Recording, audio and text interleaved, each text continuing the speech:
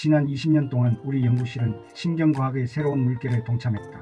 얽히고 설킨 생각의 구성 요소들을 추적하기 위해 신경앙상블의 복잡한 행동을 새로운 방식으로 측정했다. 여기에는 신경계를 구성하는 요소들을 비틀고 전환시키면서 신경이 시간과 공간을 융합하는 방식, 즉 시시각각 움직이는 상호 의존적이고 상대적인 모든 동역학을 포함한다.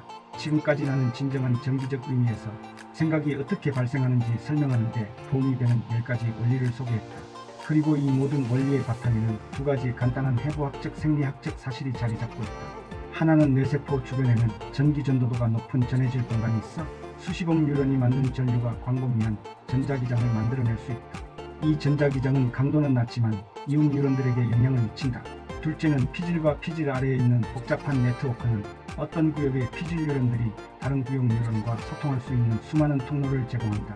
국소주의자들은 대뇌를 영역으로 나누어 경계를 그어놓았지만 뇌는 그런 경계를 지키지 않는다는 증거들을 보자 1996년 발표된 한 연구에서 어린 시절에 시력을 잃은 후 점자를 읽는데 능숙한 사람이 촉각을 이용한 정교한 식별이 필요한 과제를 수행할 때 시각 피질이 모두 강하게 활성화되는 것이 확인되었다. 이는 점자와 같이 촉각으로 읽는 시각장애인들이 일반인보다 향상된 촉각 능력을 보이는 이유는 시각 피질이 촉각의 식별을 돕기 때문이다. 이것을 교차형 시편입이라고 한다. 다른 연구에서는 정상인에게 불과 90분의 눈가리개 착용만으로도 1차 시각 피질이 촉각 과제 수행을 위해 활성화되었다는 것을 확인했다. 이런 교차형 시편입은 청각 피질, 미각 피질에서도 같은 결과를 보여주었다. 나는 우리가 실제로 사용하고 있는 상대론적 뇌는 뉴런의 시간과 공간이 생리학적 시공간 연속체로 융합되는 매개물에 더 가깝다고 생각한다. 말초 감각기관의 상태, 요구되는 과제 등에 따라 생리학적 시공간 다양체는 역동적으로 다듬어져서 최적의 정보 처리를 위한 형태로 바뀐다. 피질 뉴런의 시공간 연속체라는 개념은 영역별 기능 전문화가 존재한다는 것과 양립된다. 다만 그런 전문 기능은 절대적인 것이 아니고 당면한 과제에 따라 빠른 변환이 가능하다는 것이다. 뇌 자체의 관점에 대해 나는 자연의 진화가 우리 뇌에 가한 생리적 한계들은 상대성 이론에서 비치하는 역할과 동등하다고 생각한다. 우리 뇌의 해부학적, 기능적 조직은 자연의 진화 과정에서 형성된 것이기 때문이다.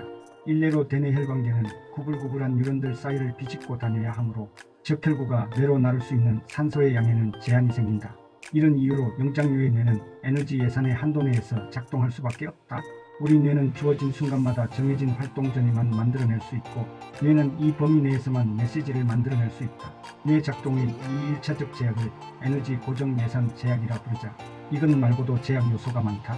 이런 생물학적 한계가 의미하는 바는 인간의 뇌가 놀라운 작업을 할 수 있기는 하나 정보의 유형과 양에는 제한이 있으므로 뇌가 만드는 생각과 논리, 행동의 다양성에는 한계가 있다는 것이다. 단, 인간의 뇌에 의해 발명된 기막힌 도구가 인간을 자신의 생물학적 과목을 뛰어넘게 도와주지 않는다면 말이다. 우리 눈, 귀, 피부, 혀, 코의 기능적 한계 때문에 우리는 외부 세계를 극히 일부분만 보고 듣고 느끼고 맛보고 냄새 맡을 수 있을 뿐이다. 이것을 나는 신체적 제약이라고 정의한다. 하지만 진화는 인간의 뇌의 소중한 과거의 경험에 접속할 수 있는 능력도 부여했다.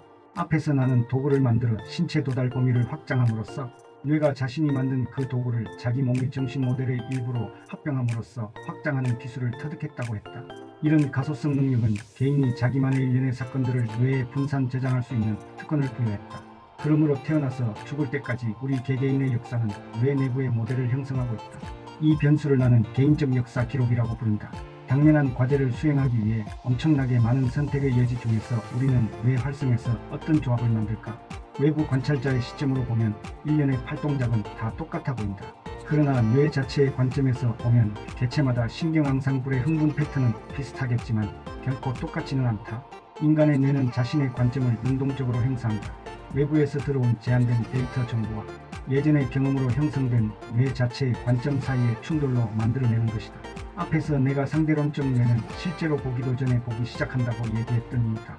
이것은 우리 시대의 과학이 집착하는 두 가지 영역의 의문을 제기한다. 인공지능을 통해 인간의 의식을 재현하려는 노력과 우주에 존재하는 모든 것을 일종의 보편수학 공식으로 설명하려는 것이다. 이것이 모든 것의 이론이다. 상대론적 뇌를 지지하는 쪽에서는 영장류의 중추신경계, 그 중에서도 인간의 정신은 어떤 컴퓨터 알고리즘으로도 압축해 놓을 수 없다고 주장한다. 전체로서의 뇌는 한마디로 계산 불가능하다는 것이다. 하지만 우리의 상대론적 뇌가 기계와 자유롭게 소통하고 뇌들 간에도 전통적 언어나 가상의 채팅방보다 더 심오한 매체를 통한 대화가 가능해졌을 때 일어날 수 있는 결과들은 탐구해 볼 수 있다. 그런 인터페이스가 가능해진 미래에 우리 개인과 인간이라는 종에게는 어떤 일이 일어날 것인가?